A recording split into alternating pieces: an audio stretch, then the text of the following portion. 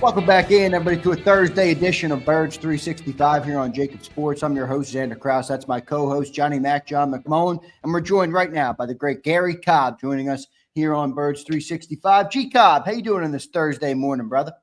I don't know. My kids might say, "Hey, when did he become great?" No, I'm just kidding. But it's always the kids, G. They don't. Yeah, well, no, they probably wouldn't say that, but there are some people that would say that. Well, you know, but some of my buddies, you know, the guys that I play with and things, you know, we're always jabbing each other, man, all the time.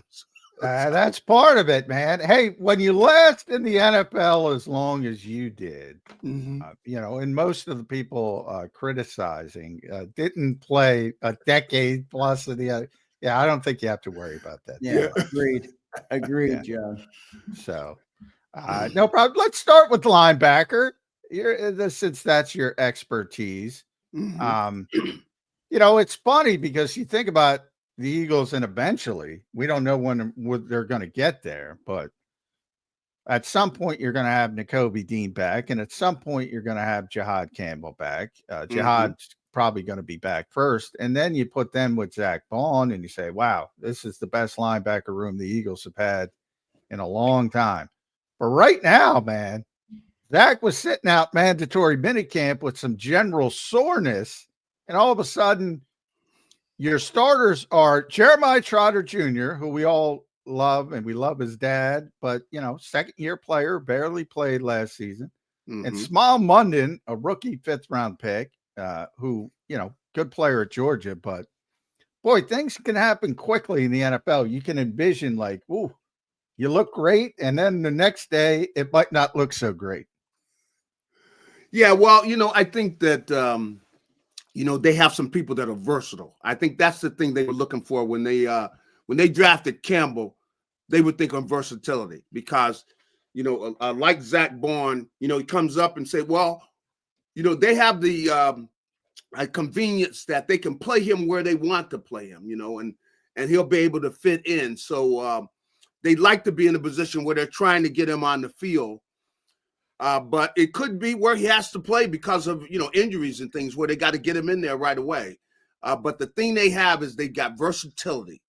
That's what they saw in him. And I think it was a good pick in looking at, we could either have him playing, playing linebacker where he's playing off the ball, or we could have him coming off the corner.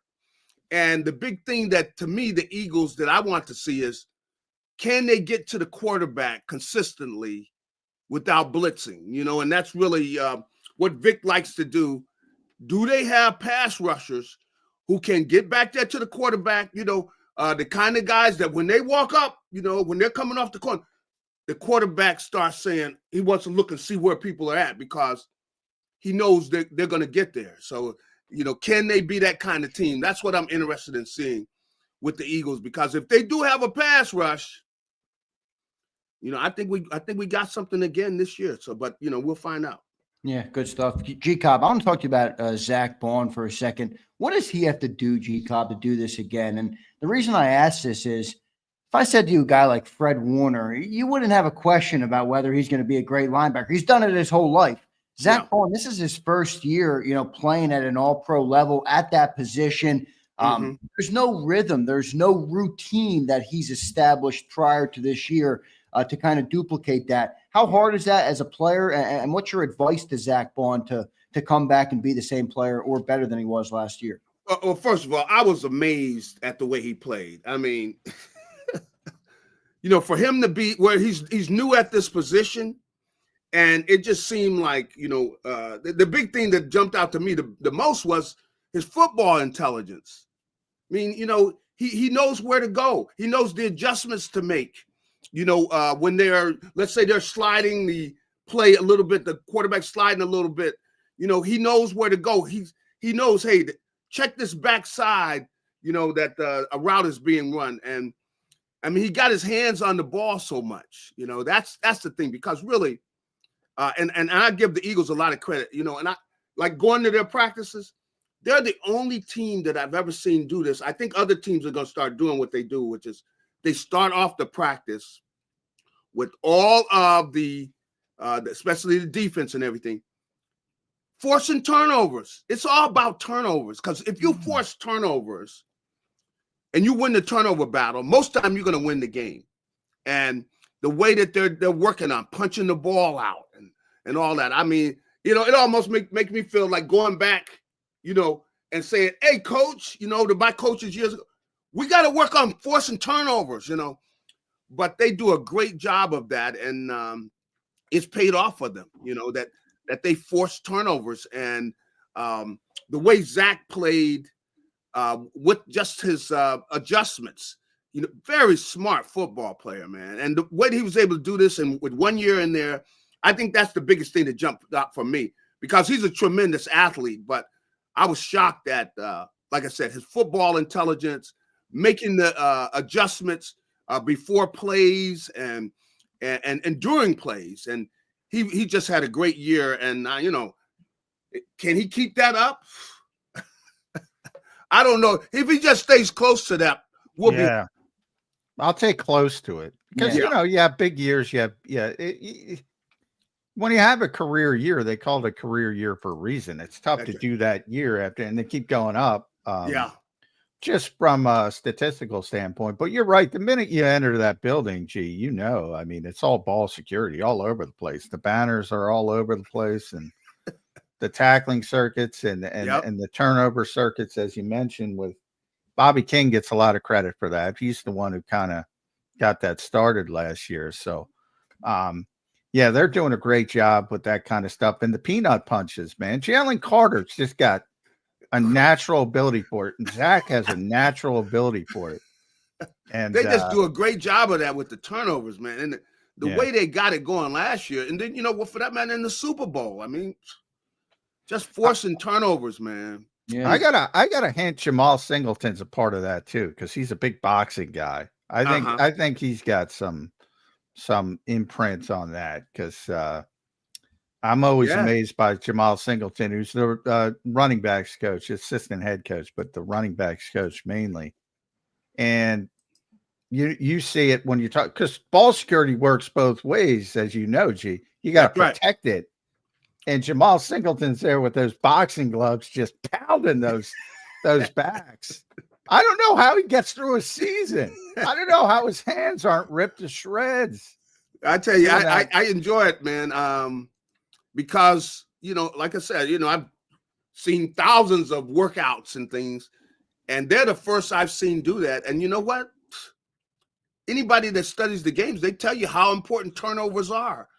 And for them to, you know, actually go into where they making adjustments with their workout, I'm going, like, I'm sure that you're going to have a lot of people copying what they're doing, man, because that's where it's at. Force turnovers. If you force turnovers, you're going to be leaving probably with a smile, because you're going to win. You know, that's true. It's one of the best indicators in football about whether you'll win a game is the turnover differential. Gee, we talked about linebackers there, but the two big concerns, I think, on the defense are actually not at the linebacker spot. It's the secondary, who's going to fill in there for the losses of Slay, Gardner Johnson, and Isaiah Rodgers. And then you go to the edge rusher room. You lost Josh Sweat, Brandon Graham, and even Milton Williams off that defensive front. What's a bigger concern for you coming into the season on that defense, the edge rushing group or that secondary? I probably would say the edge rushing group. To me, that's the thing, because that's the hardest thing to do. But I think they have the people back there that they have enough that they're going to be able to find guys that are going to do a good job at cornerback and at the safety spot. You know, I feel comfortable from looking at them already. I think that they're going to be capable of doing that. But, you know, are you going to have somebody who can beat a guy one-on-one consistently and be able to get pressure on the quarterback, where you don't have the quarterback sitting back there with too much time? Because, you know, Vic doesn't like to blitz. You know, he likes to, if he has his druthers, he would rather play a coverage that he's not going to get beat for a big play. So, you know, I can understand where he's coming from. I like the things he does defensively, but we got to find out, do we have a consistent pass rush with them double teaming, you know, the Carter inside? So can those guys get there, man? If they can get there, hey, we might have to get our party stuff ready again, man. I'm a little higher and I'm breaking my own rule because I don't like to judge defensive linemen, offensive linemen, even running backs in the spring because there's no physicality. So I True. always say going against Lane Johnson, wait till the pads come on, then go beat Lane Johnson. Similar with Jordan Mailata, Jalyx Hunt, great athlete, no pads. He's getting by Jordan Mailata for a sack at minicamp. Everybody's excited, JAKIB. Even I got a little excited because he's a tremendous athlete. He looks like an edge rusher. He's got great length. He's got the long arms. Mm-hmm. And they throw him into, he's very raw, but they throw him into the deep end of the pool after some injuries late last season. And he looked better. I thought it was going to be a disaster. I got to be honest with you. And he looked pretty good. Sometimes guys get an opportunity and they just run with it. Where are you with Jalyx Hunt? Well, I definitely see the potential.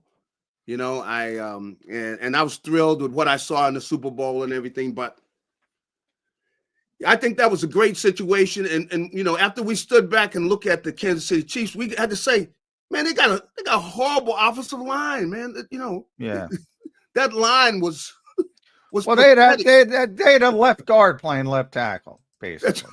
That's right. You got left guard playing out there, the tackle spot. But they took advantage of that situation. But like I said, that was not a good offensive line. So they took advantage of it though. But I think we gotta wait. We gotta wait to see. I want to see consistency. And see him being able to beat. Where you got some quality people up there, and I have to kind of hold out on that. I like what I've seen so far, but I'm not ready to give him, any kind of accolades just yet, because I think that, you got to be consistent, and I would like to see him get punched in the mouth a couple times, Oh, that'll come. That'll happen. That'll happen. I mean, it's just like, look, in boxing, we want to see him get hit first, but you see him get hit. You see somebody. I want to see when Trent Williams brings the old man strength to the party. I want to see that. It is fun when you see a guy have something happen to him out there where one of the opponents does something to get the guy's attention, and when he comes back to the sideline. This is the way when rookies come into the NFL, you're always looking inside the helmet, because when he gets his head busted, he comes out there and, then you see, now we find out what this kid is made of, that's what you look to. And it's really just laugh because you're kind of looking for, I know when I was playing, you always when you're playing with a rookie, you're always looking for that time when he gets blasted, where somebody catches him from a blind side or something, and he's coming off the field. I'm glad you said that, G, because one of the things, and you could tell, please tell the people, when you play as long as you did, you're going to get blasted at some point. If you're a Hall of Famer or if you're a one-year guy, there is going to be a piece of film out there where you just get waxed. And it happened last year to Nolan Smith at one point, and it happened to Jordan Mailata at one point with Jared Verse. And I'm like, fans make a big deal out of this. I'm like, it happens. These are NFL players. It happens to every guy that puts on the equipment. I know one time when I remember this was back when I was in college, man. I was running down on kickoff. I'm a freshman running down on kickoff. And I didn't know I don't know where he came from, and the guys, I'm going to the wrong bench, hey, go get him, man. He's going to. So that type of stuff is fun. It gives you a laugh, but it's getting introduced to the game, and I think also the thing mentally where somebody runs a play on you, and you got the wrong read or something, and you let somebody get by you and stuff. This is all part of the game. And the Eagles have some young players that are going to go through that. But the big thing you want to do is you want experienced players around them to be able to, hey, let's let that go. Just make sure that you're reading the right guy, that you're doing everything the right way and it's sound, and you'll be okay. But, everybody gets beat, and that's part of the game. And the Eagles have got to mature players. See, that's what really is going to be the key to the season is they got these guys are going to grow up just kind of like last year, where they're going to grow up during the season. And the veteran guys have got to make sure they keep them, dialed in and go through this progress where, they're going to have some times where they give up some big plays or something happens. But these guys have got to mature right during the season. And that's going to be the fun of looking at this defense this year because, know what they've got offensively. We'll just see what exactly they're going to do. What is Kevin Petula going to do with the talent he has over there? But we expect the offense, they got no excuse. The offense has got to score some points. And the defense is going to have to come along. And like last year, we hope they get it together before the party's over. You bring up the offense, G Cobb. Let me go right there. Kevin Petullo in, first-year coordinator. It's a rookie driving a Ferrari, man, right, or an F1 car out on the track. What's he got to do this year to manage the offense, and how much different do you expect it to look than it was last year, G Cobb? Well, I kind of think they're probably gonna let give Jalen Hurts more freedom. I think Jalen has been in this system long enough to where he should have it mastered, to where he knows what he's doing. He knows the adjustments he can make, the different checks they're going to go to when they see certain things. So they would like to let him have more freedom. Of course, as much as they, as Saquon Barkley, last year was basically the offense was a strong dose of Saquon Barkley. Every game, pretty much, they're giving him the ball, feeding him. I don't know that they're going to do this as much this year because all of the teams during the offseason, all of the defensive coordinators, they spent the entire offseason studying how to stop Saquon Barkley. You probably have some of the defensive coordinators, they're laying in bed, and let's say, their wife is in the mood. Hey, she's got to get the paper of what the defensive coordinator is doing, studying how to stop Saquon Barkley. Baby, wait a minute. I think we got a way we can stop Barkley. That's what's on those guys' minds. So I want to see the Eagles throw the ball more. I think they should be able to throw the ball, make adjustments. For Jalen to make adjustments at the line of scrimmage, which, he was doing last year, even with the running game. And then sometimes when they see something they want to run against, they check to a run. But a lot of times I think they're going to give Jalen Hurts more freedom at the line of scrimmage, which I thought they did some last year. They're going to do more and more because he's looked on probably more now as a veteran quarterback. When a lot of times, veteran quarterbacks, they're going to come to the line of scrimmage and call the play at the line of scrimmage and make adjustments and those sort of things because they got plenty of weapons. You got Goddard back. Man, they should be slicing people up because nobody's new. These guys know the system. Petullo, come on, he's been here for years. These guys, offensively, man, they should be ready to go because these guys have been together for a long time. But of course, you got to go out and execute. But with all the weapons they have, my goodness, they got no excuse, man. They should have a lot of fun offensively because they played together so long, and they've got truly some outstanding weapons in their passing a game. They got a great offensive line. I don't know what else could they use. What else do they need offensively when it comes to their passing game? But I want to see them throw the ball more effectively. I want to see Jalen make the adjustments, call the play at the line of scrimmage. We saw some of that last year with some of the plays he made.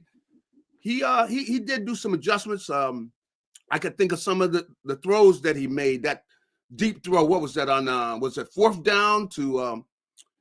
He threw a touchdown to AJ.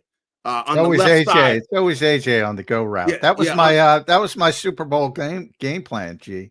Go route Yeah. to AJ. Yeah, And that's worked. it. That's Now, it. I Man. want to see more sight adjustments, more Yeah. traditional Mhm. sight adjustments. I think they need to got to get better at that. Yep. With Saquon, you're right about, I've been saying that. I mean, that's how the NFL is. We all know it's a copycat league. They all sit there. They're all going to over adjust, try to take Saquon out of the game. Yep. Do you think that's a bigger impact on the offense or the 492 touches? I mean, that is, you know, the history of running backs. Whew. That's a lot. I mean, that's got to, affect Saquon where, I don't think you should ask a guy that, and I don't think they will, but I look at this, at the Super Bowl, man. You look at the Super Bowl and you see Kansas City and what they did. You're going, look, we might get beat, but we're not going to get beat by Saquon Barkley. That's what they went into the game. And thankfully, they Jalen got beat like a drum, though. They got beat like a drum. Although that you got to give the defense credit. I mean, they completely shut down. Yeah. The defense did do a great job, and Jalen made the throws. It wasn't where he had a day where he's throwing for 400 yards, but he did do a great job. He hit the big plays. He got the ball to people, and then the thing Jalen does, which really I thought might have been the biggest plays he made offensively initially, were the runs he made against the Chiefs on like third down. Where he basically cut their heart out because they're already bleeding, and that's when you put that dagger in them, man. That's a beautiful thing when you put the dagger in a guy. He did it. Yeah, he did it literally too with the pass to Devontae. That play dagger. He made some nice throws. Hey, I don't think I ever talked to you about this, but my favorite running back ever was Earl Campbell. Oh man! Now, I don't know how much you played Earl. I'm sure you played him a little bit. Yeah, I played him a little bit, but really he was past his prime when I played against him. Yeah. I didn't know if you played him early because that was my point. Like, it was like 4 years and that was it. Because he was touching it 400 times a year. I know. And then it was just like a cliff. But those 4 years, I've never seen a more powerful runner. And unfortunately, he's paying for it later in his life. I just don't think people understand the toll the running back position takes on people's bodies. Especially when, like last year, it got to the point where they know he's going to get the ball, where they come up to the line of scrimmage, everybody knows who's getting ready to get the ball. And when you're playing like that, now, it puts pressure on, of course, that running back, but on the offensive line, because people are going to start moving more people up to the line of scrimmage. And the Eagles were able to deal with that. They made adjustments. And then the big thing with Saquon is, dude's got those wheels, man. He's got those. Oh, we got to talk about AJ Dillon's quads, man. We were talking about that at practice. You're right. But those guys make me think of, the trucks when they got those huge wheels, these dudes, I mean, he had both of those guys. They got the big wheels, man. Yeah. And they he can run hard. And the big thing about Saquon is, man, when he kicks it in the overdrive on some guys, you don't see anybody else in the frame, So that lets you know what kind of athlete he is and how fast he is, that he just take off and just run away from everybody. I mean, the way he did last year, every time he took off on a long run, it was like, well, where's everybody else at? Yeah, it's crazy because he's 230. Yeah, he's probably over 230. He's out running NFL D-backs, which ain't easy to do. Yep. So yeah, he's special. But yeah, AJ Dillon, his quads. that dude. You're right. His are bigger than Saquon's. You figure that nobody has legs bigger than Saquon, and he comes out there going like, man, where are they getting these guys from? A guy with that bigger legs. But the big thing though, I'm interested with the Eagles though is they need some of these young players. They're going to have to step up. much like it was last year, meaning guys have to grow up. They're going to have to go through a time where they learn the system, learn to play on the NFL level. They're going to get hit in the mouth a few times, but they've got to grow up within the season. And that's what is going to be interesting, because that means, and I will say this, that's the reason I was surprised that the Eagles were able to keep all of their coaches, because they did such a great job last year of basically growing up players right during the season. And they have all these young guys were able to help them, before the season was out. And now they got to do it again this year, because they're going to need, somebody, young guy to help them at the safety spot, probably on the defensive line, maybe even at linebacker. So they have to teach these guys during the season and help them mature. And that says a lot about the coaches. That's why I do really think a lot of the Eagles assistant coaches, because they did a great job last year, and they got to do it again this year. Yeah. That's the last thing I wanted to ask you about, JAKIB, before we let you go. We appreciate you being here with us on Birds 365 today on a Thursday edition. It's Cooper DeJean. You go with him at the slot? Do you want to see him somewhere else? I feel like, that guy is so freaking good. Mm-hmm. I don't know. He makes an impact at the slot, but he make a bigger impact somewhere else. How do you see that with Cooper DeJean? Well, I like him at the slot because, he's able to utilize all of his skills, which is, a lot of times now where their DBs don't want to tackle anybody, man. We used to kid about it years ago, but now some of the guys will flat out tell you, that's not my job to tackle people. Look, you got equipment on, you're supposed to be tackling. But he's got the ability to do that. He's a willing tackler. But then at the same time, you see him run with the fastest receivers. You see how great he can do a job of coming up, jamming a receiver, delaying his release. The kid can do everything, man. I tell you, I really have been impressed with the football player he is, because he can do it all, man. Dude can play. Yeah. He could just line up out there at the corner spot and play that and just be out there all season. But then again, he could go in and play safety and everything. And I saw the way they were moving him around, where they got him playing everything. But and he's smart too, And I guess that's the biggest thing, is that being a rookie and being as smart he's been around good football people, and he knows the game. And I think he could play anywhere, man. Who knows? Maybe they have him coming off the corner at defensive end.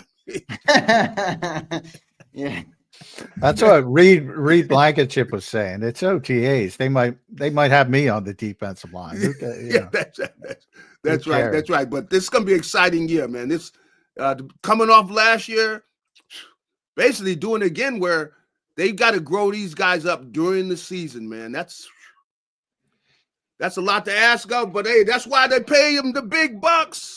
Yep. All right, last one from me, G, and thanks for joining the show. You mentioned some of those young players, the developmental aspect of the Eagles, the assistant coaches. Connor Barwin deserves a lot of credit. He runs that whole developmental system. Yeah. So we'll give a shout out to Connor. I'm going to give you the four guys. The one we talked about, Jalyx Hunt, Kelee Ringo, Jeremiah Trotter Jr., Drew Makuba. I'll give you those four. Who's JAKIB most high on? So you said Trotter, Makuba, Kelee Ringo, Jalyx Hunt. So you got an end, you got a corner, you got a linebacker, you got a safety. The guy that is the most imposing in the position he plays, for his size and athleticism and everything. And I know he had a good day yesterday and everything, is Ringo, man. Dude, man. Man, you got all the tools. Yeah. We got to have, hey, man, you got to play well this year, dude. We are dependent on you. Kelee Ringo, hey, step up to the plate, dude. It's your time. You got all the skills. No reason he doesn't have a, great year. But of course, the mental part of the game is very important.